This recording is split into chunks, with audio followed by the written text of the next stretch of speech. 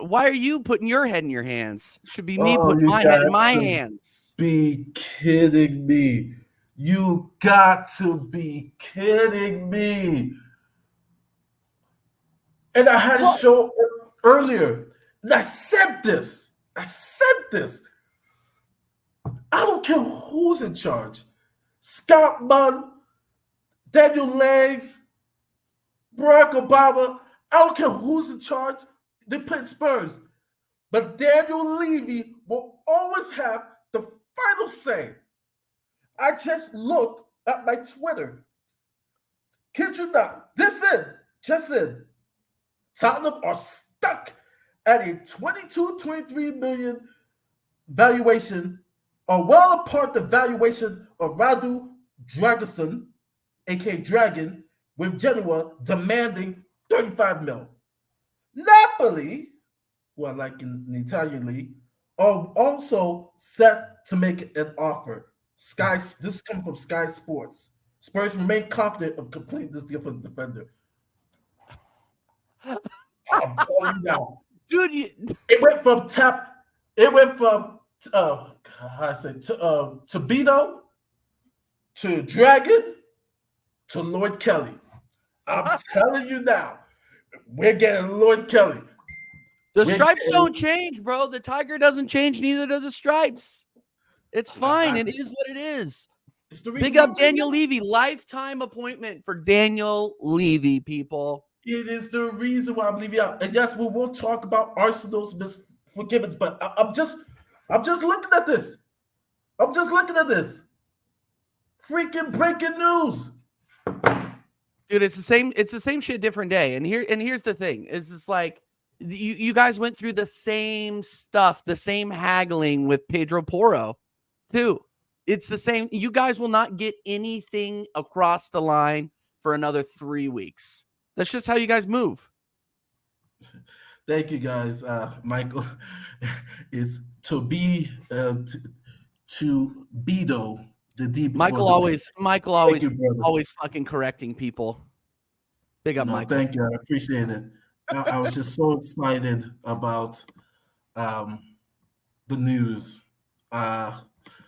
Thank you, guys. Big up to everybody that's in the chat. Big up to Michael. Big up to Dietrich.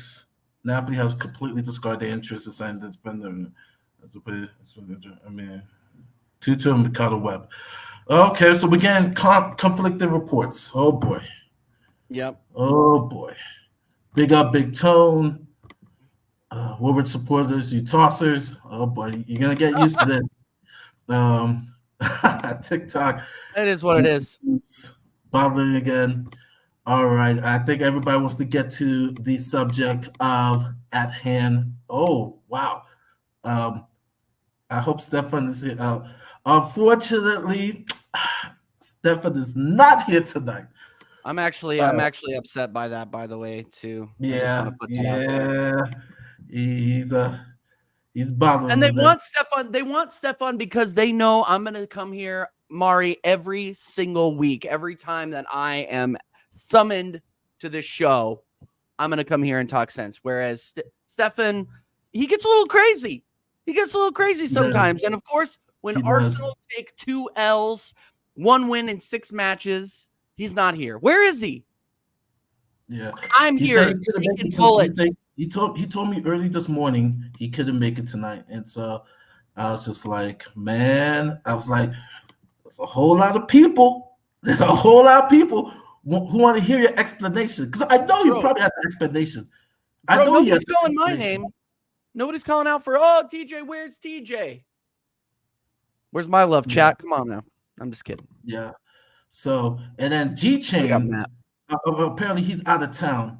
So G Chain, I want to get back at him. But yeah, G Chain talks some sense. So let's start off with Arsenal's struggles. I'll let you go, of course, because I have some opinions, but let's just say I've heard some serious Arsenal people, some who have already said it's over for the league, some are saying that's ridiculous. There's a lot of things to discuss, and we'll even get Will Stewart prediction. Great. Yeah. But Arsenal struggles. TJ, have your say. Yeah. So those of you who are have already subscribed to my channel, TJ Warren TV, and went and saw my hey Donna, went and saw my match reaction after the Fulham game, now know that I am Arteta out. I'm done with this guy, period. End of story. The players' form has completely crashed into the side of a mountain. We have won 1 match in 6 games. That includes a tie and a rubber match against PSV that we easily could have won. That includes dropping another 3 points to Fulham. We've dropped 5 points to Fulham this season. Champions do not drop 5 points to mid to lower level teams. Every gunner is a runner. I'm not running. I literally put up with this for the last 4 years. I'll answer that here in a second. Star that one for me, will you, Mari, so I don't forget. Yeah. I'm just completely sick of it. We approach every match, even after losing, with the same formation, the same players, the same. There are no ideas. Plan A isn't good enough. Plan B is non-existent, and Plan C, if it does exist, involves going 3 at the back and putting Saka as a right wing back and keeping Nketiah on the field for 90 minutes when we are trying to win a game. People should have known that when they saw that lineup against Fulham, we were in trouble, because not only did he sit Jesus, he put in Yakov Kivior. Hopefully I said that correctly. Michael, tell me if I'm wrong. In at left back. We should have known that there was going to be trouble when you walked in. Shout out frickin' Taylor Swift on that one. We were vulnerable and we got exposed. We played that game for 5 minutes. 5 minutes. And then decided we were going to take our foot off the gas. Decided that, we aren't going to take Fulham seriously at all. We don't need to put any pressure on them. There was no press. Yeah, big up, Michael. Yeah, get on here. We don't need to put in any press after 5 minutes at Craven Cottage, going up 1-0 on a lucky rebound goal. Actually wasn't lucky. I'll give Martinelli his flowers on that one. He put a good ball in and Saka put it away. But at the same time, man, like you have to really, really look at our run throughout the entire season and say we were getting 1-0 results, 1-goal results. We were never really looking. We've never really looked like we've controlled games, but hey, Michael, we've never really looked like we've dominated games that we should be dominating. Like we would scrape out the 1-0s against Man City. We would beat Wolves, but we were still struggling against Fulham. We were still struggling against West Ham at home, which I think is absolutely abysmal. You don't lose 3 or 2-0. Should have been 3-0. You don't lose 2-0 at home to West Ham and then be like, oh yeah, we're still contenders. And the people that are going to say, oh, well, Man City lost twice to Brentford. Yeah, they had already won the title on that last game, so nobody cared. So don't be throwing any of those stupid stats at me. Like, I'm sorry. And really, Mari, we can get into the nuts and bolts of it, but I'm done with this manager, man. I'm done. These are his players, and we're already on pace for 80 points, 79 points, 80 points, and it is January 2nd. And we still have the Champions League contend with and the FA Cup to throw away on Sunday.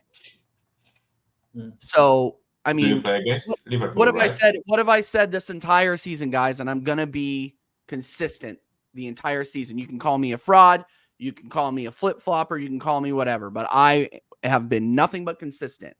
My criteria for this manager to keep his job was to get a trophy. We're not winning against Liverpool. We're not. They have just as much incentive to win the FA Cup and to win this match than we do. We have more. I mean, we have more incentive because they're still in the freaking Carabao Cup, but they're in a semifinal. They're going to take that seriously because they like winning cups over there. Shocker. I'm just completely, and everybody who's saying, oh, TJ, you're overreacting. Oh, this is doom and gloom. This is, why didn't you come in here and launch on Spurs? How am I supposed to launch on Spurs when they're winning matches? What am I supposed to say? What am I supposed to say? Like, it's one of those things where I'm just disgusted and I don't really see a path forward with this manager. And Arteta will get another job. Like I'm not worried about him not getting hired somewhere else. So, don't ever wish somebody out of their job. No, he just does. This is his team.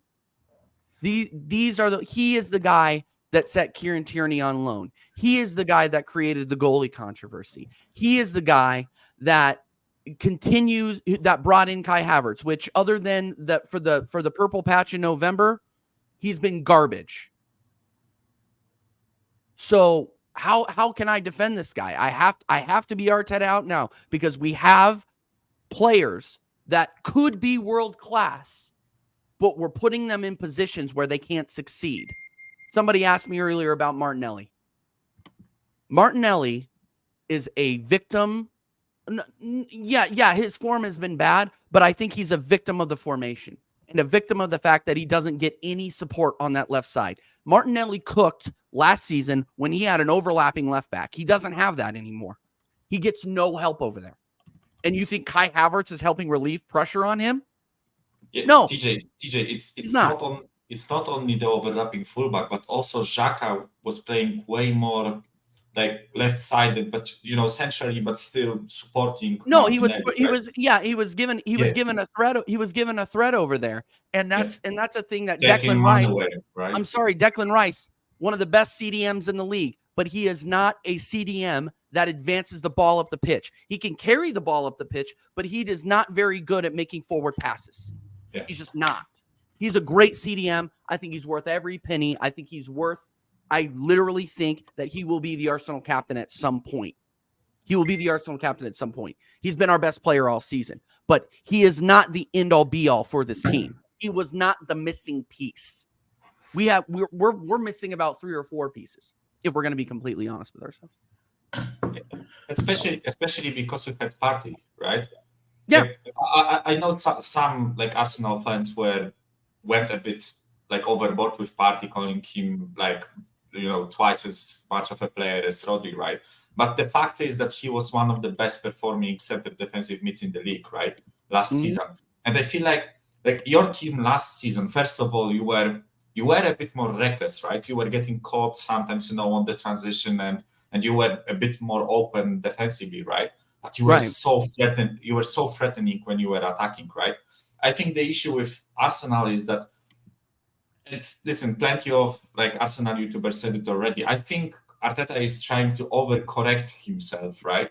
I think he got so burned because of the like last season failure that he right now is trying to change the system before it won anything, right? Pep often changes the system, but he actually wins with what he first sets up to do, right? Yes. He wins with his system, then he changes to adapt to the other teams trying to predict what he's playing, right? I think, first of all, the goalkeeper problem that you mentioned is like chucking a fucking grenade into the room full of people, right? Yeah. I think, yes, technically on paper, if you take emotion, if you take, people just being people, if you take everything out of the equation, technically it's good to have 2 really solid goalkeepers, right? But fact is that you just brought in Raya, and Ramsdale is sitting there, like probably casting Arteta out behind his back, right? Because he was the first choice goalkeeper. He was performing out of his fucking skin in some of the games, right? And yeah, in some of the games, my big problem with that whole thing was that it was like, and at the time, guys, I was excited because David Raya was a top 3 goaltender in the Premier League last season with a Brentford team that wouldn't have finished ninth without him. Like, let's be real. Look at Brentford now, right? They're battling relegation now. Yeah. So it's one of those things where, yeah, I agree with you that it threw a grenade in the room. At the time, I was excited about it because, yeah, it gave us more option. It gave us solid options both in the Premier League and in domestic and obviously the European tournament that we're in. So that was why I was excited about it. But now, hindsight being 2020, that was the least of our problems. You know what I mean? The goaltending was the least of our problems. That's what I was going to get to. Has been the problem. Can I unleash? What? Can I unleash? Yeah, go. Here we go. Yeah, go ahead. He's been ready. Okay. He's been waiting patiently. Yeah, I've been waiting. I'm waiting, Mari. Come on. Yeah, come on, Mari. Go ahead. Okay. So I wanted G Chain to be here tonight, even more than Stefan. I wanted G Chain. I don't have connections to Gunnar Lee, not Lee Gunnar. Gunnar Lee, yeah, I know Lee. But Gunnar Lee. All these frauds, world-class soccer, world-class Rice, world-class Martinelli. We're winning. Gunnar Lee said they're winning the double, the league and the Champions League. I'm like, what? I'm like, calm down.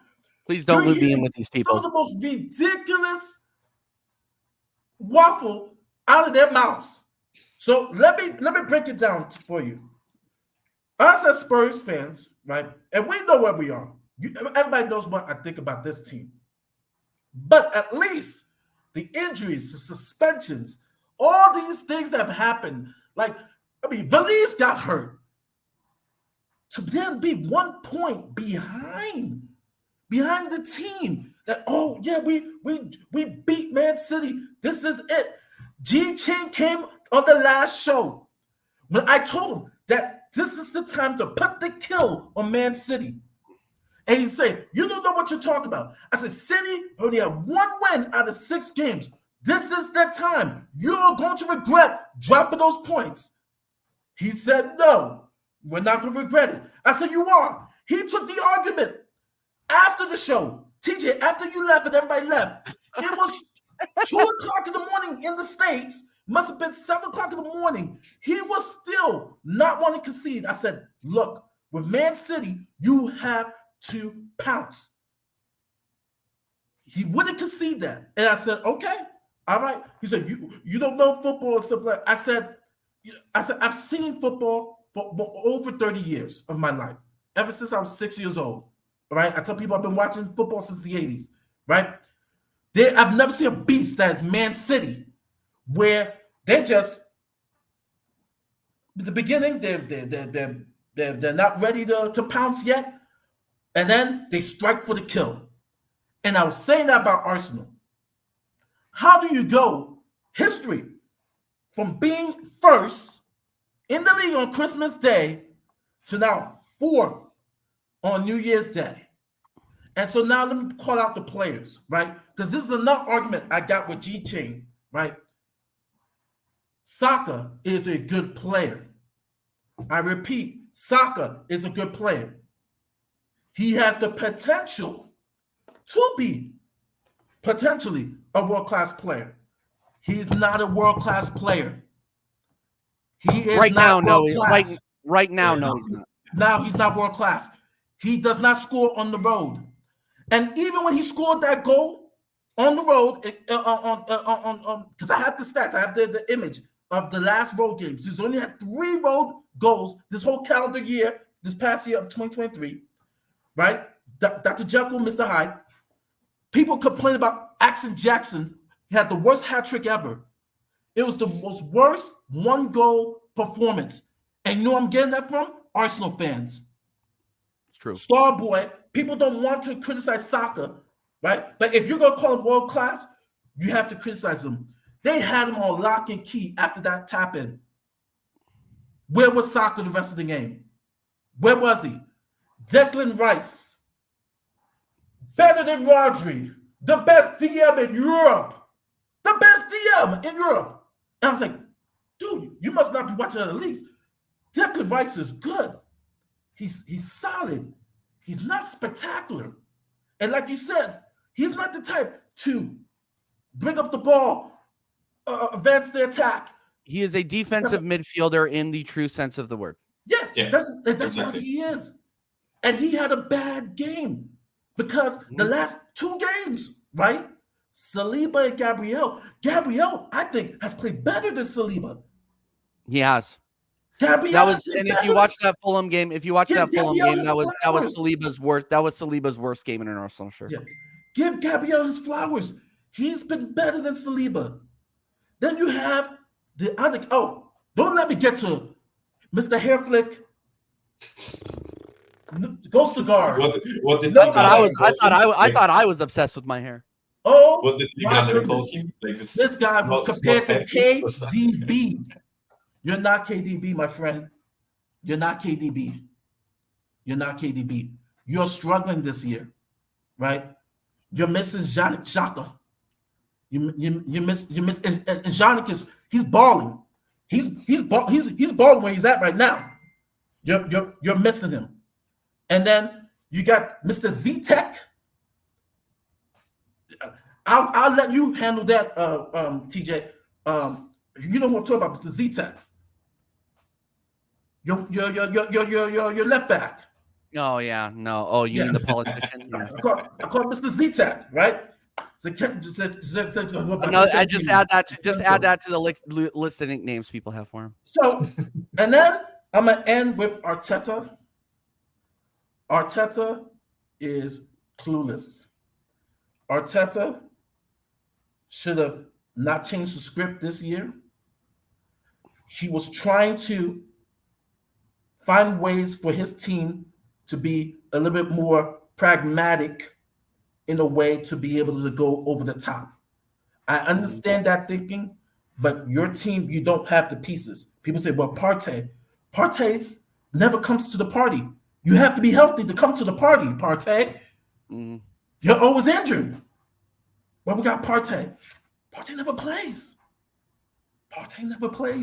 Yeah, he is Reece James. Reece James is the best wing back who never plays. He never plays. So now, how I view Arsenal is a team. They will get the results, but they're not winning the league. No, and I never really had a thought that we were winning the league throughout. I mean, and no, and I agree. Yeah, Mari absolutely cooked there. No, and there wasn't really a breath of untruth there. My only thing that I would correct just a little bit is that I think that Rice is extremely good in his position. I think Bukayo Saka is one of the best. I think he's the best right wing in his age bracket. I think that, I'm not going to say in the Prem. I'm not even going to say in England necessarily, but for his age, he is bang on the best. He hasn't necessarily been carrying the team, but here's the thing. Not in Europe. I'll give you a question, TJ. Let me ask you a question. Who would you rather have right now, Kudus or Saka? Saka. Have you seen what Kudus has been doing? Here's the thing. I know I watched him against West Ham. He was fine. The difference is that Kudus is playing under a different system that suits him. The system right now that Arteta has running for Arsenal is not suiting Bukayo Saka. It's not suiting Gabriel Martinelli. It's not. We saw a completely different Arsenal team last season that had support on the wings, that was giving Saka space, that was giving him that room to cook, that was giving Martinelli that room to cook. Right now, we're playing so pragmatic. We're playing so close to the chest, this possession-based football that people, as soon as we get into the final third, they got 10 men in the box. People know how to play us now. Like, it is not hard to see when you got the left back and the center back doubling up on Saka. What is he supposed to do? This is the best league in the world in terms of talent overall, right? I think we can all agree on that. So what is he supposed to do? What is he supposed to do? Play those give and goes with Odegaard aren't working. People know it's coming. He kicks it over to his left and he tries to sauce it, finesse it into the left corner. People know it's coming. All the freaking center back has to do is all and then it's blocked. Like, this is not hard to figure out. So the manager needs to change something, because the only passage of play where we looked an actual threat was when we got the counter. Yeah. That's it. That's all against open teams like PSV or Lens, where they tried to attack you. Bournemouth, because Bournemouth tried to keep up with us and we slapped them 4-0. I said it before and I'll say it again. If any team gives us space, we cook them. The problem is that this manager has been figured out and he won't change anything. There's the blueprint. Let them come in and attack and get them on the counter. 10 men behind. Literally, when we were playing Fulham and when we were playing West Ham, they played a 10-man low block in the box. Yeah. Everybody was in the box. It was insane. And you can't say anything bad about Moyes. You can't say anything bad about, I forget his name, Portuguese guy. Silva. Yeah, Silva. You can't say anything bad about them because they are playing to win the match. They got the 2 goals. They shut up shop. They didn't need to. They didn't need to worry about it because they knew we weren't scoring. Like, look, and I don't like coming on a Tottenham channel and sewering my team, but I'm not going to BS you guys with like delusions of grandeur. We're in the mud right now. 5 points to Fulham. 1 win out of 6. Arteta out. I'm done with this because we know what the end of the story is. It might be that we get into the final 8 in the Champions League. It might be that we get top 4 again. I'm done with it. I'm done with top 4. It's the same reason we chased off Wenger for top 4 finishes. Win me something. I'm done with this. I'm done with this. Bring me Hansi Flick. Bring me somebody that can utilize these players and start scoring goals. We have the most expensive roster in the Premier League. Yep. And we can't get results against Fulham, whose back line stars Tim Ream and freaking Anthony Robinson. Like, don't big up my American brothers, but good Lord, come on. And this is what are we doing here, TJ? This is following a loss. Like, because people said the mentality of the team. Arsenal has grown up. The mentality. right? And I was questioning it. And once again, G-Chain, I hope you watch this episode because I would love to have you on the next show. Oh, how you keep questioning? They've grown up. They lost to West Ham, and you think that it will come back with urgency. And then to have that performance, Fulham dominated. After that goal by Saka, Fulham dominated that game. 4 points. Fulham before that game were 4 points off the relegation zone. Yeah, they got spanked by Burnley. Was it they lost to Burnley? They just lost to Burnley. And all the people defending Robinson and Ream. I'm just saying, on the levels of name recognition, those aren't two names that you're gonna pull out of a hat. Okay, I'm a big fan of all of my American players. Don't get me wrong, but come on, guys, come on. Let's be real. Tim Ream is like what 34. And Anthony Robinson is not the best left back in the league, and we can leave it at that. Like, these guys, come on. And look, I'm an Arsenal fan through and through. I will never, but I will give them praise when they need praise, and I will slag them off when they need slagging off. And right now, we need to stop living in dreamland, because you do not drop. I'm going to say it again. I'm going to sound like a broken record. You do not drop 5 points to Fulham and expect to win a fucking title. Yeah. If I can like give my sense on it, right? And Yeah. I will echo your points a bit, TJ, right? But I think the best way to approach it is to like analyze how you played last season and how you played this season. This is like the biggest issue for me with Arsenal and why you are like struggling in certain matches, right? I think last season, I think with the 11 players that you had, right, with Martinelli, Saka, Jesus, Xhaka, Partey, Odegaard, and your back four, right? I think you've struck like a perfect balance in that team. I think the tactic like really supported your players well. I feel like, yes, Zinchenko is bad defensively, right? But he never defended. And I know this has been an issue in certain matches, right? But in majority of the matches that you've won, he never really had to defend because you were so far up the pitch, you were suffocating teams, right? You were pressing relentlessly, you were taking the ball off them, you were really, really quick in the way you played, right? Same thing with Ben White. He's not the best defender. Let's be honest about it. He's not the best defender, right? But he was really good going forward. He was brilliant when overlapping Saka, right? Last season. Well, no, and this season, I don't know if it's instruction, but you don't really see him doing it that often. Tomiyasu, before he got injured, was doing it, and he was cooking on that right side. But now I don't know if it's instruction from the manager or Ben White.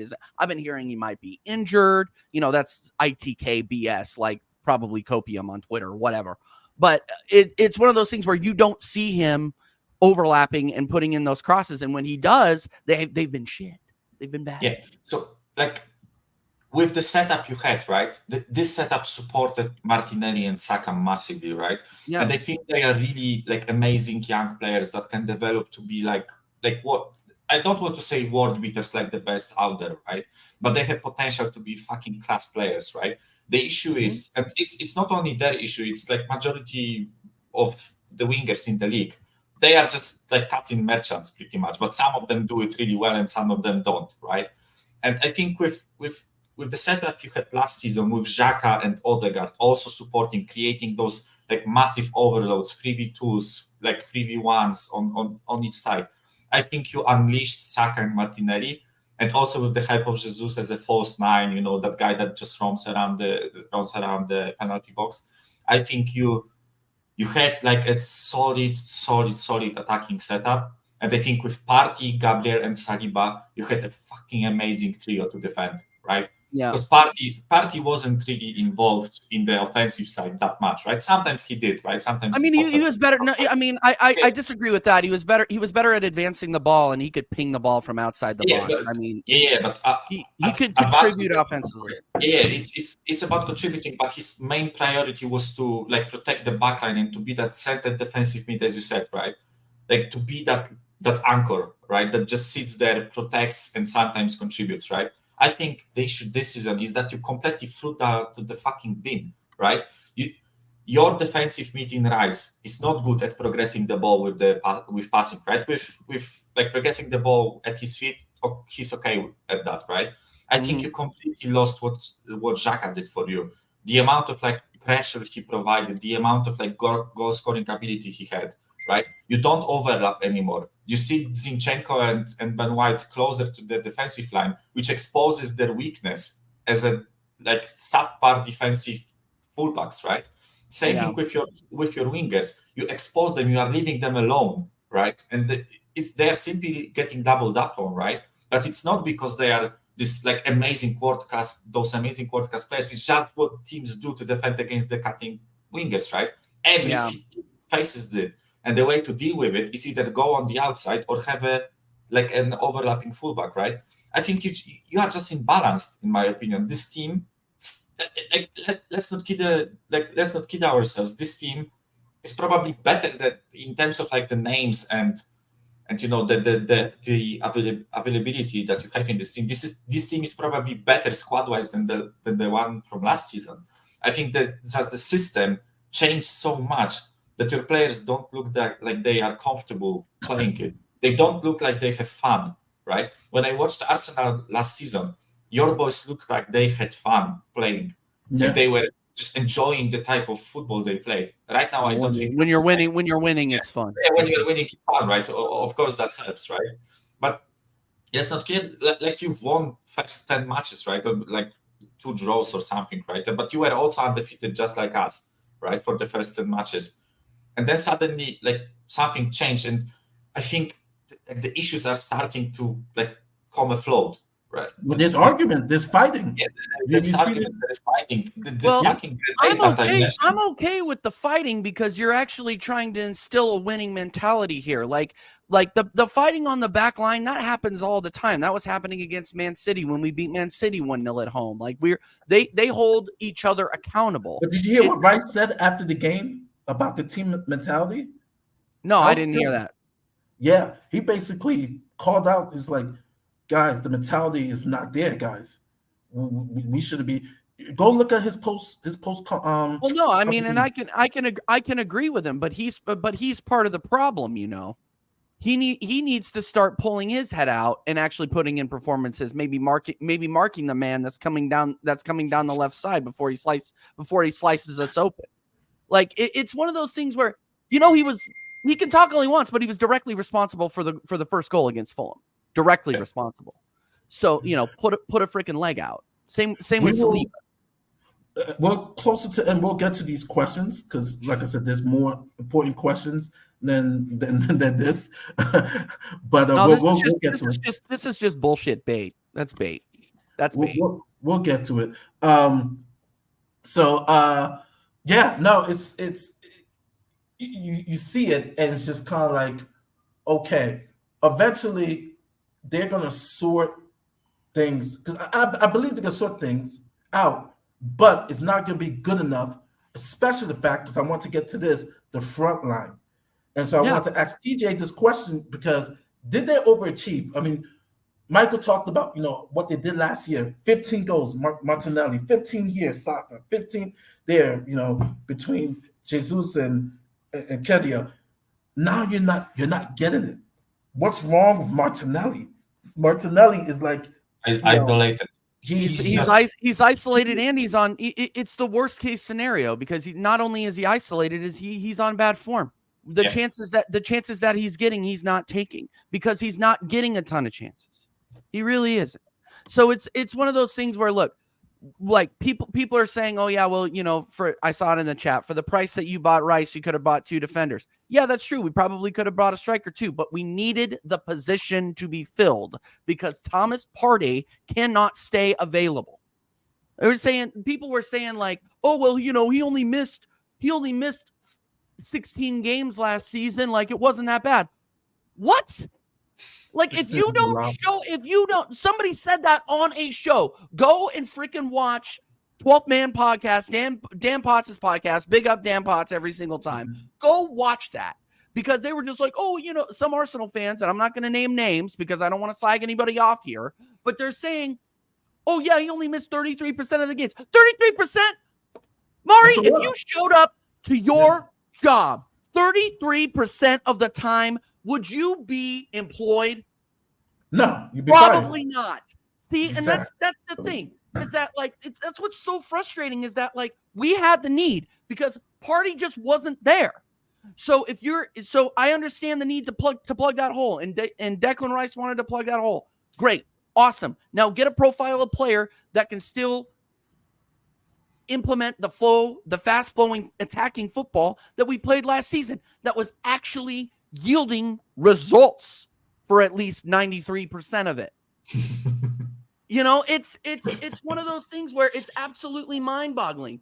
And now, you know, I'm not a football manager. I've never said, "Oh yeah, no, I'm an expert on the game. I know the formations, the X and O's, blah blah blah." But you can tell I was saying it even when we were undefeated 11 games in.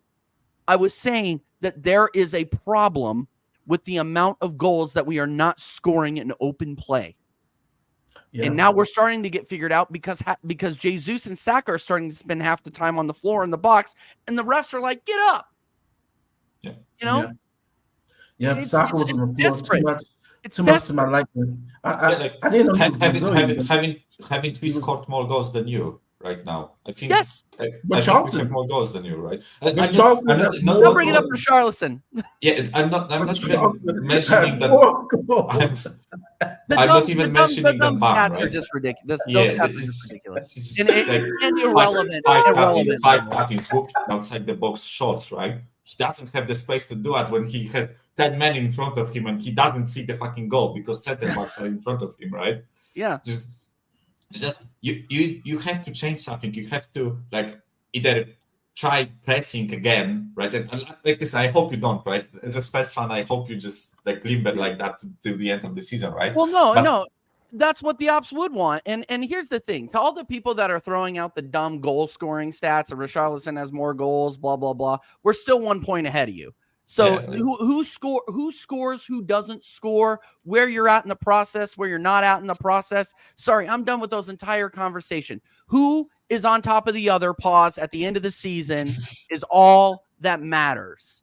And what I am so frustrated. Yeah. And I'm going to get to that we are I'm so frustrated that a team that is literally has no wings, it on a crutch, that freaking Tottenham Hotspur logo that looked like it's been in the hospital. with like, a you guys are winning. You guys are winning games with that. With obviously, sorry, I don't really freaking rate the teams that you've beaten, but you do still have to beat them, right? Yeah. Like you're beating teams that are higher up on the table than Fulham. So it's one of those things where it's hard for me to talk too much shit just because we're not as far ahead as we want to. But do me a favor, stop bringing up the goal scoring stats. It's either you're winning the game or you're losing the game. I'm glad that your Brazilian fraud at number 9 is doing better than my Brazilian fraud at number 9. Scott says Richarlison's embarrassing scum. I agree with Scott. And here's the thing: it's like when the purple patch is over, are you guys going to still talk with this much chest?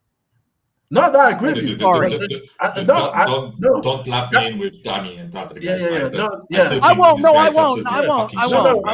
If you saw my show Friday and the previous show, and Scott will tell you, I want Richarlison sold to the Middle East. I'm glad he's scoring goals because now we can sell him. Like, hey, look, he's scoring. He's having a purple patch. Don't give Levy any more money to build hotels. Like sell him. Like, I mean, trust me, I've been hard on Johnson. I've been hard on Kulu. Lo Celso's going to do a purple patch. I'm like, okay. Oh no! If I believed everything I was seeing in some of the group chats that were in Murray, I would think Lo Celso is like the second coming of Jesus Christ. No. I think we need to sell him. Of these fans, man, are just absolutely. We need to sell him at the end of the season. Yeah, keep playing good, and then bye in the summer because our fans sell him now. Get a good price. Our fans fall in love. See, this is what is our fan base. We fall in love with the purple patch, right? Because we think that's the real player. We need consistency. We need consistent players who continue to do what they're doing, right? That's fine and dandy what Charles doing, but the first opportunity we get to get rid of him, because it is a purple patch, right? Even then, he's still missing a lot of chances, right? Sooner or later, a dead clock is That twice a day. that chance that he missed that Son put on plate. For Oh my goodness! fuck's sake. Yeah. I kid you not. Like I'm left-footed, right? So like it's easy for me to say to just slap it with your left, right? But outside of the boot right foot strike, whatever, just hit the fucking target. Like it's not even that the goalie was close. It's not that he had to take the shot. Like that I didn't say that. Bloody hell. Sorry, some of these comments are absolutely hilarious, and I love. And this, I haven't been on Tottenham away in a few weeks, and I didn't realize how much I missed the chip. You guys are wild. But no, just a couple of last things on Arsenal. Right now, they clearly need a striker. But here's the bad news, TJ. And I'm getting intel straight from Italy in regards to Napoli. And now I got to check about the whole our dragon. We might lose our dragon. Well, no, not Osman. Tony going to Arsenal is not a done deal. From what I'm hearing from serious sources, they want to keep him because they actually want to keep him and sell him in the summer for 100 mil. They want to sell him in the summer for 100 mil because they need to stay up. They need to stay up. So they're in a position that they do not want to sell him now. He still has one. People forget he still has 1 year left in his contract, and so right now, unless Arsenal is prepared to pay over 100 mil, which I don't know the FFP rules in regards to this, but Arsenal automatically again, Tony is not set in stone. Where I would say here is that there's a lot of I love this part of the transfer window. Can I tell you why? The amount of posturing is fucking ridiculous. I think that there are agents putting a ton of stuff out into the media, a ton of people saying, "Oh yeah, well he doesn't want to go here, he doesn't want to go there." Brentford, Tony will not play for Brentford if he has his head turned the other way towards Arsenal. He has been twerking for Arsenal during this entire ban. And Tony could be playing on January 20th. That's when he is able to come back. Yeah. He can come back and play for Brentford. But do you really think that if Brentford play this guy after he's been twerking the way he wants to twerk, and the fact that people are going to sell him, they're trying to sell him for 80 million, where 80 million plus, which 80 million, I think 100 million is a little bit much, but come on, guys, a relegation fodder team. They've lost 5 in a row. Like they are in serious trouble.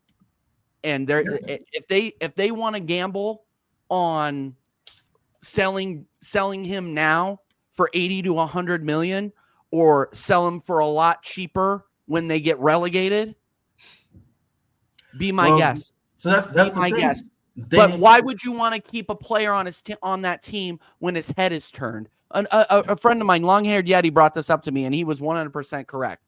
David Raya, Brentford wanted to keep Raya, but he wanted to go play for Arsenal. Arsenal registered interest. He turned his head. How are you supposed to keep a guy that doesn't want to be on your team there?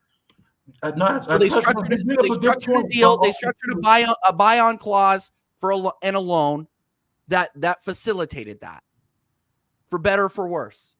But also the point is that they need to stay up. The money that they lose by potentially falling out of the Premier League is a possibility, and they need help right now. They need help right now, and so I don't know. I'm believing the reports that they will sell him in the summer, but they're just going to probably keep him to survive in the Premier League. I don't think they will. Like, I think the amount of money they are possibly going to lose for not selling him, as TJ said, right? If they don't sell him right now, he has 1 year of the contract, 1 year left of his contract, right? So that itself just cuts the price in half, right? They aren't going to get 80, 90 million for him in the summer. It's going to be probably like 50 at that point, right? With 1 year left. That's one thing, right? The second thing, I think they are riddled with injuries. I think they need strengthening in the squad. I don't think Ivan Toney himself will help them stay up if they are struggling to like create chances in the first place. That's first of all, right? And they're struggling to defend because they have so many injuries in the defense, right? So I think the amount of money they will lose for not selling him now, and the amount of money they will lose because of like falling out of the Premier League if they get relegated, right? Although I think like the three promoted teams are so bad that I think they will just drop down, right? But still, there is a huge risk that this will happen, right? So for me, the logical thing would be to sell Tony in January. The issue is that Arsenal isn't the only team that's looking at him. Yeah, I know. Chelsea. I think that, like, listen, maybe that's my hate for Chelsea, right? But I don't know why any of the top strikers would want to join Chelsea. I think this team is in absolute fucking disarray, and it's absolute. Like, I don't know. I just think they are trash. And listen, Scott may not agree with me because he loves Pochettino. I also love Pochettino, right? But and it's not only he. I mentioned Pochettino, but I don't think Chelsea's issues are because of Pochettino, right? But the team itself, it's so imbalanced. It's so like you don't have the guarantee that it will work itself out, right? Yeah. You are as a player, especially in Ivan Toney's age, he's like 27 or something, right? You are taking a risk in joining a team like Chelsea because it might as well turn out that for the next like 1.5 years, you aren't going to play in Europe. You are going to be a mid-table team struggling to like find its feet, right? So for me, Arsenal would be an obvious choice over Chelsea, right? I'm just like questioning whether I've heard somewhere that you have to sell to buy Tony.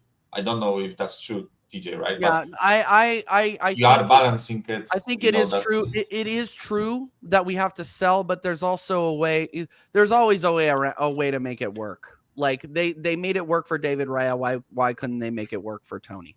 I mean, that's my whole thing on this situation is that if he wants to come to Arsenal and Arsenal want him bad enough, they will make it work. It's just one of those things where if we have to sell somebody, then frickin' sell somebody. Sell the players that we're not playing. Frickin' sell ESR. If you're not going to give that kid a chance, sell him. If you're not going to get if Thomas Partey, and this might not be fun for people to hear, if Thomas Partey can't stay healthy or stay on the field consistently, he's not doing us any good, sell him. Like it's one of those things where we are here to win. We are not here to see some sort of redemption arc. Thomas Partey, I really want to see him come good through all the cases and all the other things that he's going through.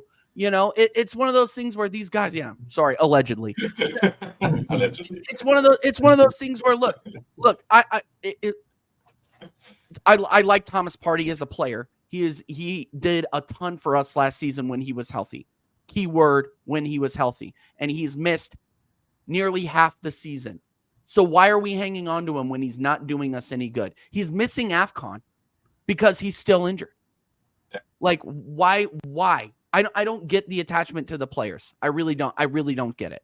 Like, if it came to, I remember the people there. Did you guys see that video? This is where my fan base is at, right? And I'm totally fine with suing him because I've had to take so many bullets for him this week. It's insane.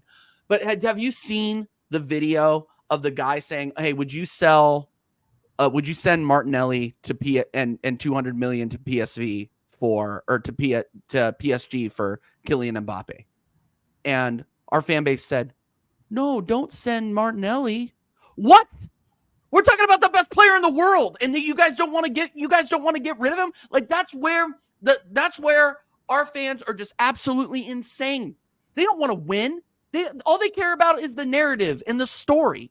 Like people can call me the American League gunner all they want, but it's true. It's true.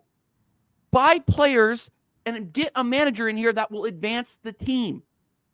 Advance the squad. That's all we care about because players come and go. Freaking Thierry Henry went to Barcelona. Perfect example. Declan Rice. Look how the improvement. 31 points, West Ham. selling Declan Rice, and what did they do with that money? Yeah, West Ham is they brought in good players. West Ham is, and They look good. and we still have to see with the Harry Kane money. I'm still confused with who did we spend with and what's what. I think Brendan Johnson was part of that Harry Kane money. How the fuck did we waste half of Harry Kane's money on Brendan Johnson? Yeah, Michael. It's You Yeah, know, let's a talk, public can we talk enemy, about your shambolic football team now? a public enemy number one in regards to my views on Johnson and Kulu. And like I said, it's not like I dislike Kulu. I just think ambition wise, we could do better for the next windows, because if he's going to play in the 10, then he's going to come off the bench, which is perfect for Madison, right? Because that's Madison's spot.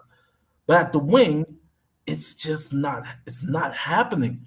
And so that means we need to look either January, probably in the summer, better. And I got crucified for saying that. Like, he is world class on the wing and he's untouchable. I'm like, no, he's not untouchable. Other than Sonny and Romero, VDV got his spot when he comes back. Udogi. Mari, I'm going to stop you, right? If Romero keeps getting suspended and injured, right, because he already was suspended for 3 games, right, because of the red card, and now he's injured for 5 weeks. If this keeps happening, he's not untouchable, in my opinion. If you bring in Agosin and he turns out to be a really good player on a similar quality level than Romero, I have no fucking issue with Romero sitting on the bench, right? If he keeps not being available, right? So in that case, he won't even be sitting on the bench, right? But I just want the guy to be available. I want a healthy competition, right? And for me, hardly any player should be 100% nailed on untouchable, right? I agree with you, 100%. There has to be someone watching your back, right? If Son, for example, if Son went on a 10-game not scoring streak, right? I think there should be someone to take his place, at least for 1-2 games. Just give him something to think about, or even take the pressure off him. They are humans, right? If they keep failing at their job, 10 weeks straight, then it gets to your head. Sometimes you just need a rest, right? But yeah, it's I think the difference for me with Kulusevski and Johnson, I wasn't at all convinced by Johnson when we signed him. I went on plenty of channels and said my piece on the guy. Even We Are Tottenham TV, I had not an argument, but a discussion with Ben and Sim about Johnson, right? And I think for me, he's a bit of a kick and go merchant, a bit of a pace merchant. And listen, I don't think he's a bad player necessarily, right? I just think he doesn't suit the system at all. I just think his first touch is not good enough, although I've seen a couple of times where he just plucked the ball out of the air really nicely, right? But that's not consistent in his style, in his type of play, right? I think he's not clinical enough in front of goal, which I thought he will be, right? Because at Forest, he actually looked quite clinical, right?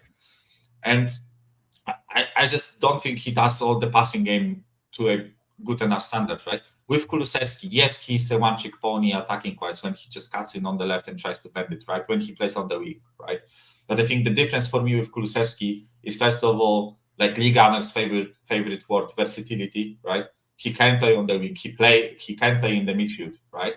But I think Kulusevski, his touch is really good. I think his ball carrying is really good. His passing is actually quite solid, right? I think the only issue is his finishing and just in the final part of the final third, he sometimes is found lacking, right? But I have a lot more hope for Kulusevski to actually settle in this team than Brennan Johnson, who I think there hasn't been a game by Brennan Johnson when I was wowed by his performance, right? With Kulusevski, I've seen him in a couple of different games where he actually surprised me, right? When I was you are a man of the match performance. You absolutely played out of your skin today. You performed really well. With Johnson, it's nice low cross for Richarlison to tap in, right? Oh, he runs fast. Oh, he didn't lose the ball when it came to him, right? What do you fucking do again, right? There's nothing like, exciting about him, right? And listen, he's 21 or 22. I know he can evolve as a player, right? But I just don't think if we have our 11 feet, I don't think Brendan Johnson should be a part of it. I think he should be just sitting on the bench, right? Yeah. No, I totally agree. So now it's still conflicting reports. I put up the topic because, we won 3-1. Not the most impressive game. We scored, but it was a very weird game because it was just kind of like, but you take the points because of the position that we're in. All these injuries, suspensions, you take it. So now I think the important thing for us is the transfer window. I think, watching the other Spurs channel, I think everybody's focused on the window, whereas Arsenal, they're focusing on, on the race for the title. For us, it's been on, okay, what are we going to do to now truly back Ange? So what I mentioned earlier, I was laughing because of the reports were that Napoli is ready to offer cash in a player for a Tottenham target rather just call him the Dragon. That's our Dragon. Yeah, it's called the Dragon. Yeah, and Dragon. Now, mind you, we've been getting a little excited. Not me, because like I said, you can clip it. I said it makes too much sense. We're not going to get Todibo. Todibo. That's it correct, Michael? Todibo. Todibo. Yeah, Todibo. Exactly. Yeah. Yeah, D before B. And Todibo is the only one. Tobito. Todibo. Who cares? Keep going. I'm going with my friend Jean-Claire. And so who starts over Saliba? Because he's better. Okay, wait a minute. And by the way, I just want to say, and I'm going to call him out, freaking Will Stewart here. Okay, this guy was in as soon as you guys were linked, this guy was in my DMs being like, he starts over Saliba. I'm like, he doesn't even play for you. Like, what are we talking about? And so I pick up Will every time. I really do enjoy our friendship, but good Lord. So good on the ball. Nice is, because of that defense, they are where they are right now, challenging. And I'm thinking, man, this makes too much sense. I said, only for 40 mil? Man, this makes too much sense. Too much sense. And of course, as the weeks went by, it was more of like, we got to be more creative, Anne said a miracle is not going to fans should expect a miracle to happen. And I was just like, yep, I know that talk. I know that influence. It's that Levy influence. And then there comes option B, Mr. Dragon. Now, I'm looking at this, I'm like, you know what? This guy's, it's not that bad. I even put up on the screen, you know what? Do I still have it up? No, I took it down because of persuasion.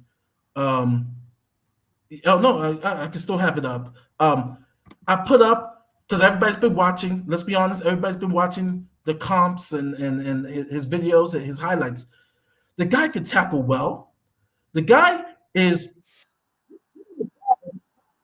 almost to the point I mentioned on the earlier show that we could possibly sometimes as an extra tool play with three at the back.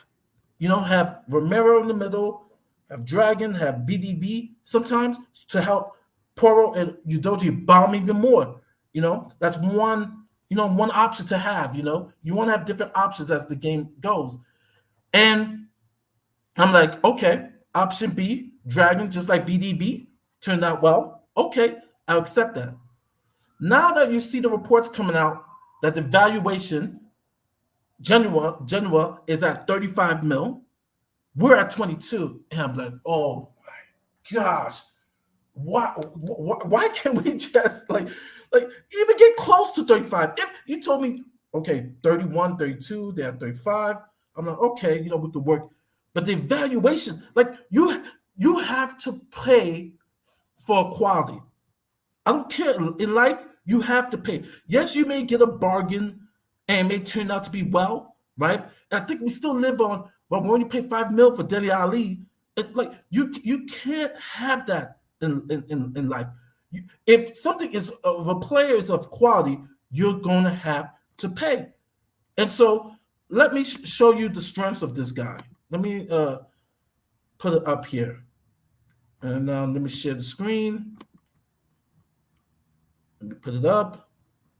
Getting fancy. I had this earlier, fellas. Let me do it a different way. Let me put. Where is it? What did I do with it? Sorry, guys. I was just trying to. Okay, let me put it up. Okay, There we go. There we go. There we go. So, as you can see, the strengths right there. Like this is good. No weaknesses. His best attributes is tackling. You can see that in his comps. Aerial duels. He can score on set pieces. I've seen some of those. Strength, positioning, marking, very good. Interceptions, bravery, right? Similar players. Kim Min Jae, who played for Napoli, who now play for Bayern. Pepe, Abidal. Like, yeah. Let's bring the player in. Stop fooling around. With those comps on YouTube, right, and those best attributes and weaknesses, I take those with a grain of salt, right? No significant weaknesses. Yeah, like his passing is not really that good. Although, like I'm giving him the benefit of the doubt because he's playing in a low block, like like a low block team that defends a lot. He doesn't really have like many opportunities to pass. And listen, like I know this will piss Scott off, right? I know he's lurking there in the comments, right? But so far with the signings that we brought, other than Johnson, I don't think like the main signings for the team that we brought in, which is like Madison Van de Ven, Udoji, Poro, Kulusevski, right? In the recent year, I think like I can trust the scouting department if they landed on the guy and they think like defensively he looks really, really good, right? So of course you don't, TJ. Come on, you're perfect, man. No, but in all seriousness, if they landed on the guy, then I am open to like having him in the team, right? I wasn't convinced by Van de Ven, like when I looked at his highlight comps, and he looked like he doesn't really defend aerially well. Like there were some issues with Van de Ven there, right? And he came in, and for the first 10 games when he was fit, he was really, really good, right? So with Dragusin, yes, of course he has weaknesses. Most players have weaknesses, right? But if they landed on the guy, they think that he's like a good buy, then I'm all for it, right? Todibo, Dragusin, whatever. And I would be pissed off if we brought in Harry Maguire because everyone and their mother can see that the guy is shit, right? And he doesn't. Lloyd Kelly. If this doesn't go through, we're bringing in Lloyd not R. Kelly. Not R. Kelly. He's in jail. Well, is he still in jail? Yeah. No, he's definitely Lloyd Kelly. Lloyd Kelly, who doesn't even get playing time. Like, this is what we may end up with. Well, at least R. Kelly believes he can fly. But, like, Lloyd Kelly, like, it's a huge drop off. And I still prefer Beto over Dragon. But it's just, this team is just, it's Daniel Levy all over again. And I said on a previous show that I did earlier that I honestly think we're going to sign just 2 players. Maybe a forward, maybe Jota on loan. And if it's not that, maybe some obscure forward to come in, maybe one for the future. I honestly think we're going to sign 2 people. Do you feel that way? And then I'll go over to TJ. Do you? We're gonna sign this window? I think center back is coming in definitely, right? Like whoever it is, they will sign a center back. I am sure of it. We always at least buy one player in January, right? Majority of the times in the winter window we bring in one player, right? And I think they will try to loan someone. And I think if Højbjerg goes, and for now it looks like he will, I think if Højbjerg goes, then they will bring in a midfielder. That's how I see it, right? So I think it's between 2 and 3, and it all depends on whether they get rid of Højbjerg or not. But I think 4 days ago or 5 days ago, I read a report that Højbjerg changed his agent to a lawyer to actually get him out of the contract. To force a move, right? That's a move. Yeah, so big dick move, right? But yeah, but listen, if he's in the peak of his career, right? I'm not saying that he's a brilliant player, but he's 27, right? He won't probably get much better. And if he has teams that want to go for him, which he will feel satisfied playing for, then go for it, right? It's your career. You decide how you want to progress your life, right? Basically. So if Spurs are satisfied with the offer, and if he wants to go, then go for it, right? I think he's a solid player. I don't mind him coming off the bench, right? With the squad, I think I said it plenty of times. I am patient with this build, or however you want to call it, right?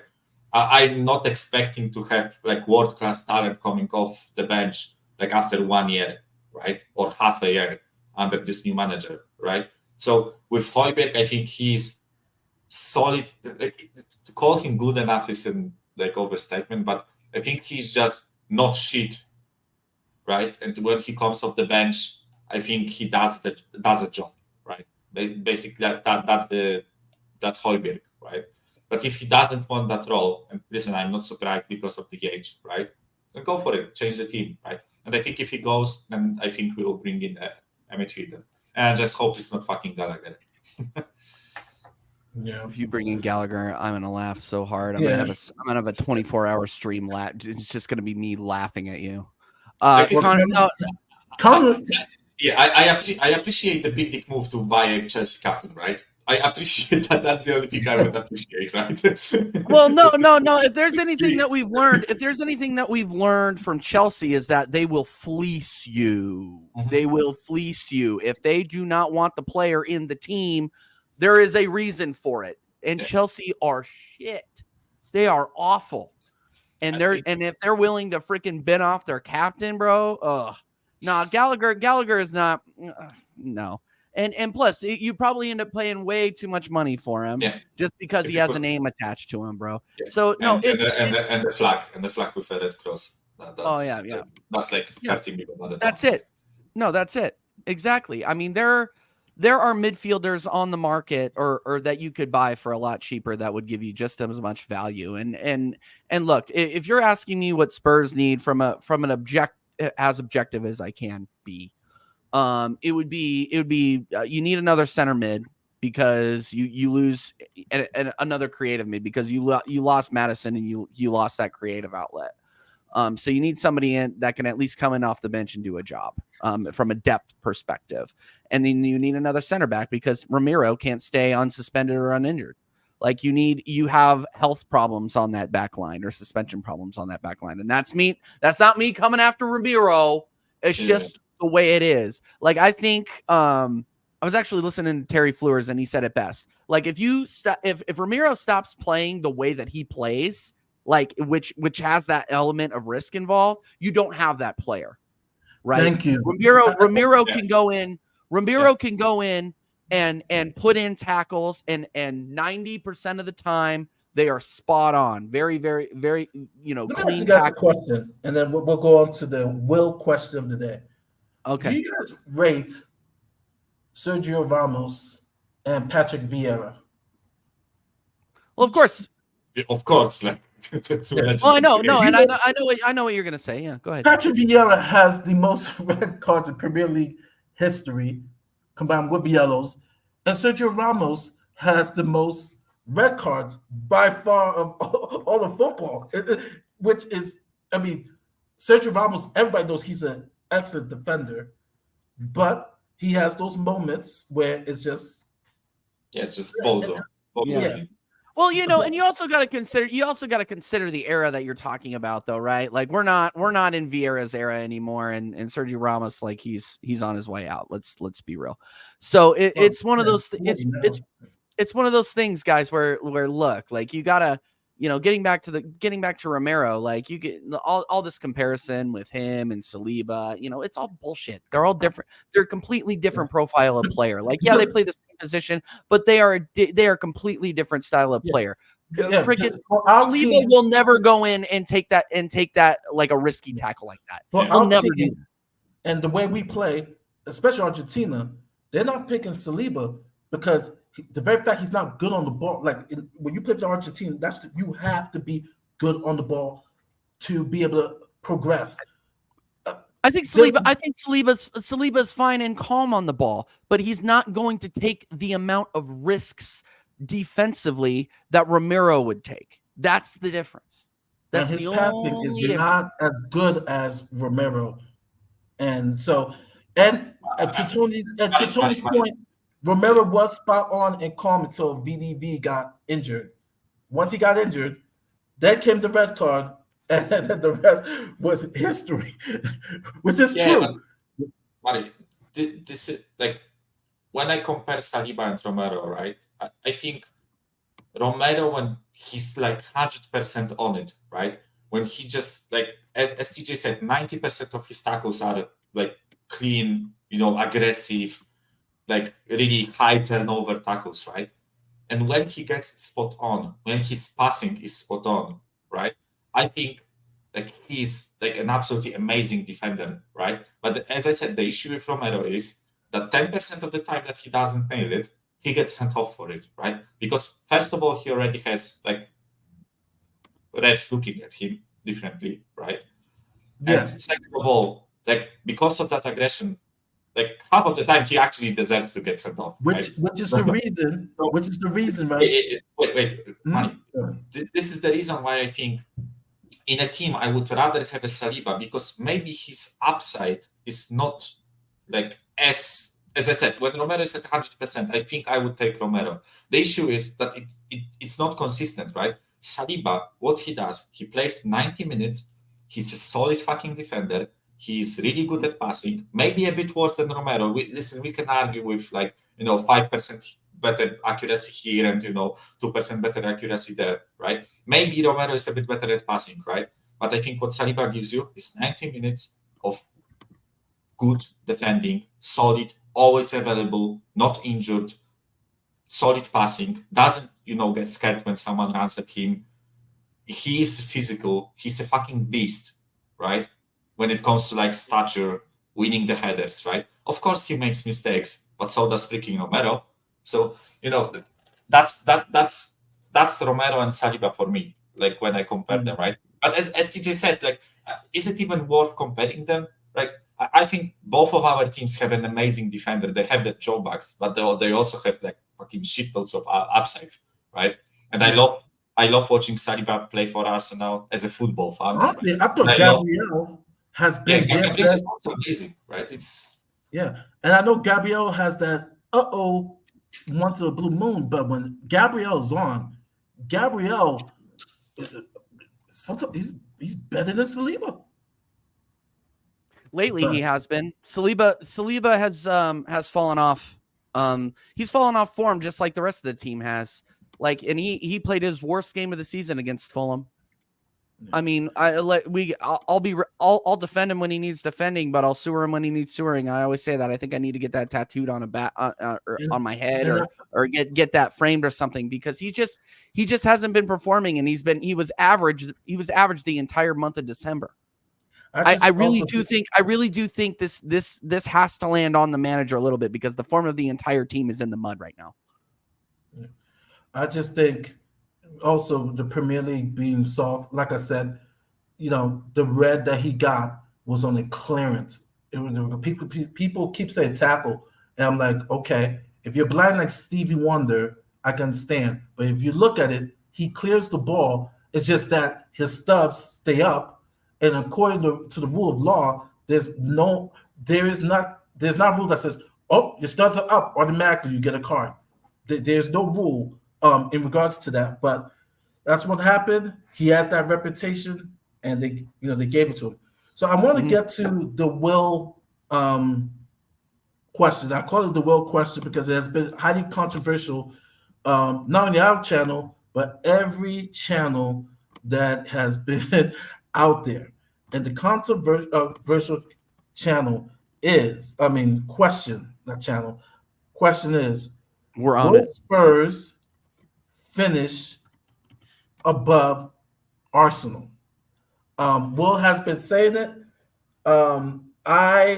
In the beginning of the season and midpoint of the season, even before this, I'm like, it's City, Liverpool, Arsenal. You didn't It's change the City, question. Liverpool, Arsenal. And so now, after seeing these couple of games, I want to discuss that question. I'm not going to give my answer yet. Will Spurs finish ahead of Arsenal? Michael, you want to go at that first? And then we'll go to TJ? I know it's a Tottenham channel, right? And listen, there is a part of me like actually wanting to say yes, but I don't think we will. And I think my final answer will be no. I think Arsenal will finish above us, right? But especially before this season, I thought the gap will be like 20 points again, or like 25 points again, right? I thought that Arsenal are going to reach similar heights like they did last season, 80 something points. Whereas like I was fully prepared to watch us getting clapped like every other week, right? I think the difference is that somehow, and I'm not saying we are playing this like amazing brand of football, that when we get our players back, we'll go undefeated, whatever, right? But I think, even though I think Arsenal will finish above us, I think the gap won't be as big as I predicted it, right? Exactly. I was My fully. answer. Listen, but like quick anecdote. Me and my brother for past like 4 years, we are doing like Premier League predictions where before the season starts, we predict the whole table, like the placement of 20 teams, right? And we like rank points for like how different the position is, and we bet some money on it, right, etc. And that, like this season, I've put Arsenal first because I actually believe that somehow, some way, they are going to like outdo City, right? Listen, this might look a bit stupid, right? But I actually believe still, even though we are not clicking, and maybe this manager won't change it, right? But the potential is there. I think you have some amazing players, and I don't think I don't think those players went shit over like the span of one summer, right? So I still think you have a bunch of quality in your team, and I think when I look at our team, I see a lot of potential in those players, but this is an untapped potential yet, right? I think we have a lot of bozo moments. I think we are cut open defensively way too often, right? Like we concede a lot of shots, even though like maybe Bournemouth isn't the best case, right? But the matches like Brighton will happen again, right? So the way I look at it, I think Arsenal will finish above us, but I think the gap won't be like 20 points like I predicted it at the beginning of the season. I think Arsenal will finish like third, most likely. I think Villa will drop off a bit, right? I think the title will be decided between Liverpool and City. And I think us and Villa, and possibly like maybe one or two other teams that find like a patch of form, will fight for that fourth spot. But I think we can nick fourth just because the rest of the league isn't solid enough, right? I think the gap between Arsenal sitting third and us being possibly fourth or fifth won't be as big as I predicted it to be, right? So that's the way I look at it. Yeah, no, you're spot on. I agree. I have us still. I still have Arsenal finishing above us. Villa. I had Villa as my dark horse. I don't know if TJ remember that first episode when I remember you. I do remember you saying that. I Actually. had Villa being there, so I have to stay true to form. I'm a slow burn. I'm a slow burn. I said eighth at the beginning of the season. I've moved up, but I'm like, I still say we can still fall anywhere between those, between fifth or eighth. But if you told me pick one, I'm still going to say six. Right now, I'm going to say six right now because I'm a slow burn. But in regards to Arsenal, finish ahead of us, I still say Arsenal because they have a better team. They have a better team. Now, the like Michael said, the drop off, right? The distance, I think we're close, right? I think Man City. I truly think Man City is going to turn it on. Man City is up there. Liverpool is going to be a little different because they won't have Mo Salah for a month. Liverpool's second, but as an all around team, I have Arsenal still. I still have Arsenal there, and then I have Villa ahead of us. Maybe us being fifth or sixth. Because right now, no You, one's near us. Matter of fact, I'm more comfortable to say fifth because United is a shit show. Newcastle, Chelsea will make it up to us. So I'm going to you say know, around. Mark, I want to support you in that, right? I think overall the quality of our team, the way we play, right, the issues that we still have, I think we are in a normal season. I think we are like between a 6th to 8th place finish team, right? I think we are playing some nice football, but as I said, the quality is sometimes fucking shocking, right?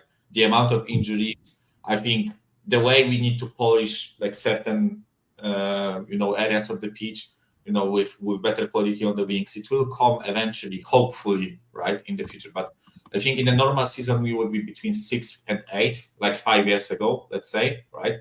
But I think the difference now is that when you look at the league, I don't really see like 3 or 4 teams that are better than us to keep us out of Europe, right? I think, listen, West Ham are solid, but they will have those balls of games like against Fulham where they got slapped 5-0, right? Brighton, they are like really good going forward, but defensively they are shocking, right? Manchester United are a shit show. Newcastle are a shit show right now. Chelsea are a shit show, Yeah. right? And I already went down to 10th, like with the teams that I mentioned, right? So out of those 5 teams, like I am fully prepared to say that Villa will pip us to 4th, right? I think they are a quality team. I Yeah. just think it will be between us and them to fight for 4th. And I'm not saying the gap between like 5th and 6th will be big, but I just think we have like enough of a structured, structured style of play to actually be capable of fighting in this league this season, right? 6 seasons ago, 7 seasons ago, or like 4 seasons ago, nowhere near top 4, right? The quality is lacking, but this season, I think we can do it, right? But I don't think we will finish above Arsenal. TJ, question is to you. No, I don't think you guys are going to finish above us, but I do think it's going to be a lot closer. I'm going to just say exactly what you guys said pretty much. I think you guys got it spot on. And honestly, like you got some tricky games coming up. Obviously, Man United at Old Trafford is it doesn't matter if United are shit. Like they're still going to give you a fight at Old Trafford. Everton away can be difficult. You guys still have to play Aston Villa away. You guys still have to play West Ham away. You guys still have to play Newcastle away. And Chelsea away. Yeah. We should all like it.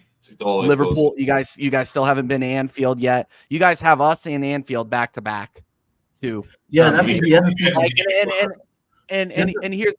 And here's the thing too, though. Here's the thing, is that like that game. I honestly think I'm gonna make a prediction that I hope doesn't come true. I think it might even come down to the North London derby at your place. To see who finishes above one another. I really do, because Arsenal are finishing 3rd or 4th. We just don't have the firepower or the consistency that Man United and Liverpool have. It's unfortunate. You're seeing the cracks. The cracks are just showing before May now. You know what I mean, or before April. So it really all depends. And I hope I'm wrong. It really all depends on if our manager, and I have zero faith that he's going to be able to do it.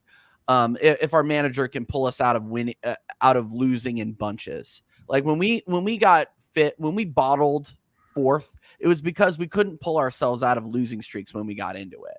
Like right now, our form was terrible going into Fulham, and who are currently 4 points above relegation, like I said, and that is a perfect slump buster. Like go in there and freaking do a job, and we didn't do it. So I don't have much faith that we can collect points where we know we can, because you're going to drop points at the Etihad. You're going to potentially drop points at Old Trafford, right? And that's where I get scared. And now you can't even trust this manager to win at freaking Sheffield away. You can't trust this manager to beat Crystal Palace at home. Like that, these are concerns. Every game is now a concern. And then throw the Champions League in there. Throw a potential FA Cup run in there. We have more games than you guys. And a squad that is just as thin as last season. So I think we will finish above you, but I think it's going to be close. And I'm not talking with unfortunately, I'm not talking with as much chest as I was 3 months ago. Night and day. Football is a humble. Dude, I feel like a whipped fucking dog right now. Like, this is brutal. I'm telling you, I would love to be a fly in the wall when Stefan was watching the Fulham game and what he thinks about the team. Dude, the Bulgarian, I heard the Bulgarian police got called. That's what I heard. Okay. Yeah, because I want to hear, because I've heard a couple of people, man, Turk and a couple of people, where that Fulham loss kind of reality just hit them about Arsenal. Especially that guy, I always confuse him for Igal, the other guy, what's his name? He was literally crying like, we can't score goals without a striker. We're not winning the league. We can't win the league. We can't score goals. Even Igal is realizing we need a striker. A lot of us realized this, in the summer. Yeah. Oh no, sorry. April of last year. Yeah. But you are negative, TJ. You are negative. American beginner, right? It's like, it's so stupid when you point out like obvious disadvantages of your team, right? It was so obvious you needed a fucking striker, right? Even though Jesus wasn't bad last season, he had how many goals did he have? Eight or nine. Well, and here's the thing though too that people forget is that while he was out of the lineup, that little run we went on after the World Cup, he wasn't even there. Trossard was in the middle. Trossard and Martinelli were rotating in and out especially after Nketiah freaking dropped off and picked up that little knock. I think his pride was hurt more than anything else. But when we had Trossard in the 10, we were cooking, and then Gabriel Jesus came back. We inserted him in there, and don't get me wrong, I still rate Gabriel Jesus. I think he's a great link-up 9. I would love to see him play on the left for us and see what he can do. But or on the wing in general, I just don't think he's a killer number 9. We put Trossard in there, and we were cooking. We were cooking people. So I just keep saying it just makes me think, if we can just get a striker, a killer, somebody with that dog in him, like I would be a lot more confident than I am right now. TJ, I when I was doing the analysis of Arsenal, right? I think what Gabriel Jesus gave you last season, it was that false nice style of play. He wasn't like this fox in the box guy that just going in for headers and tapping in, right? He was roaming around the penalty area, helping out on the wing, right? And it works. Like this profile of player is really useful when you have goal-scoring wingers, right? And you had goal-scoring wingers last season because you were overlapping them with fullbacks, right? So you essentially had that front five, let's call them, right, of Jesus, Saka, Martinelli, Zinchenko, and White, supported by Odegaard and Saka, right? You were like suffocating teams. I think the issue now is Jesus is trying to do this like false nine role, but the wingers aren't scoring. He can't provide assists for the wingers because the wingers don't have any space. There's no space. Like this all goes back to what we were talking about. We have teams literally just packing the box, man, and we don't have any. As soon as even if we're tied, it just seems like people are packing the box and then hitting us on the counter. Like that's what happened against Fulham. Yeah. That's oh God, man. Yeah. Stress settings, bro. Yep. Well, I think we talked about what we want to talk about. This is history, Michael, because we've hit the hour and 36-minute mark. We're actually going to close out. We're actually going to finish on time. When we have some of the others, we get so heated that the topics extend more than the problem is and big up Stefan. He's a good guy, but good Lord. Yeah, but honestly, even when I'm not participating, I love those 4 hours like shows. They are great. Oh yeah. Like my most favorite thing is like when I'm programming, doing all the stuff on the like computer, just getting you guys on the second monitor, and I have a 4-hour fucking podcast where I can laugh, I can disagree, I can I can just listen to you guys talk, right? So listen, those 1.5-hour shows are good for like YouTube algorithms, etc. Right? But the 4-hour shows are the real, those are the. No, we need to get THFC rants back. That's all I gotta say. We need the late night ones. That's what I'm talking about. Scott has some good advice for you, TJ, and he says, TJ, you have to stop caring. It takes away any stress. The only good Levy has done at this club is take away any caring about the club and stress. Dude, if I stop caring, people will stop watching me because I'll just be like, I won't get as passionate. People, big up Scott every single time. But by the way, Scott, for a person who doesn't care, you actually type a lot of Scott, you were like not active for a lot of months. Now I wake up and you got 99 messages going on in these group chats, bro. No, he came back. This guy cares. This guy Friday. cares. I want people to watch the show on Friday to get a better understanding where he's coming from.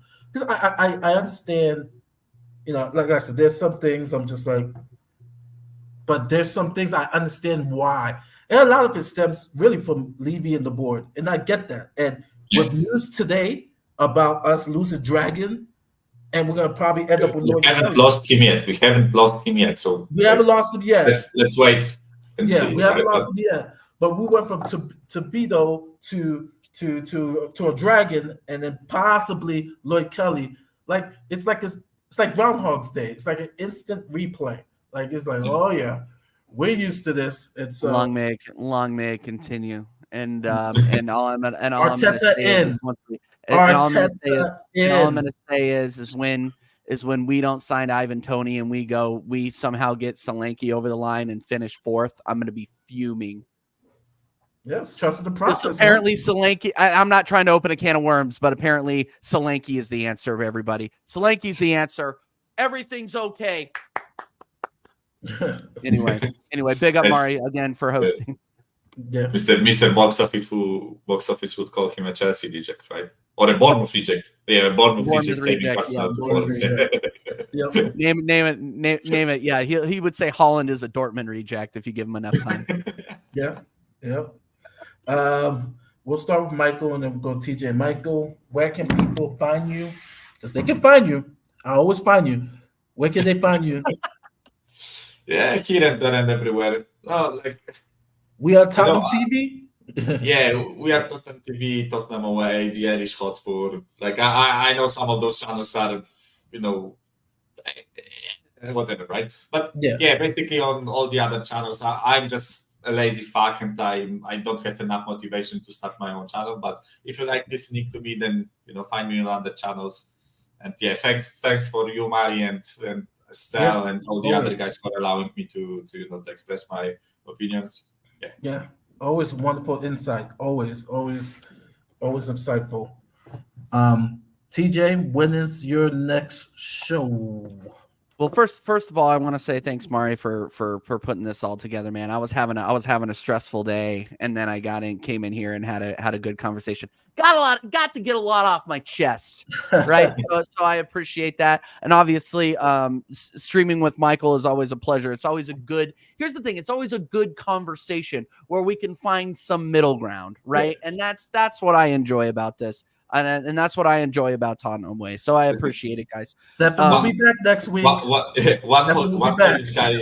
Polish guy lets you down. I am here to. Yeah, no, I appreciate it. Yeah, no, you get. What's the return policy on Yakub? But anyway, yeah, you can find me at TJ Warren TV, guys. I'm on the road to 1K. So if you have not subscribed to TJ Warren TV, throw it in the search bar. I am the first thing that comes up. I would appreciate your sub. I would appreciate your likes and your support. Yeah, and you can catch me. When's my next show?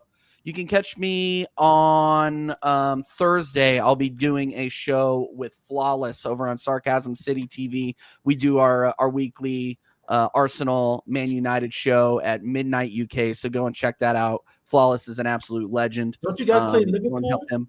We do play Liverpool. Yeah, we do play Liverpool. And I will be doing a watch along for that, by the way, people on Sunday. So if you want to see my tears and you want to see a man cry on YouTube, go ahead and hit that sub button, hit that notification bell. I will be losing my mind. What?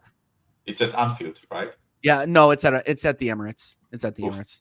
If we had to go to Anfield twice in 1 week, I think I'd take my channel down. It's in the chat, guys, for TJ Warren TV. Absolutely. And then you can catch me on Friday nights every time on my channel, 9 p.m. UK time for our American Idiot show. Rotating guests. They're always good guests every single time. So again, big up, Mari. You're the man, Michael. Let's get out of here. All right. We're out, and we'll see you next week. Come on, you Spurs. Arteta out.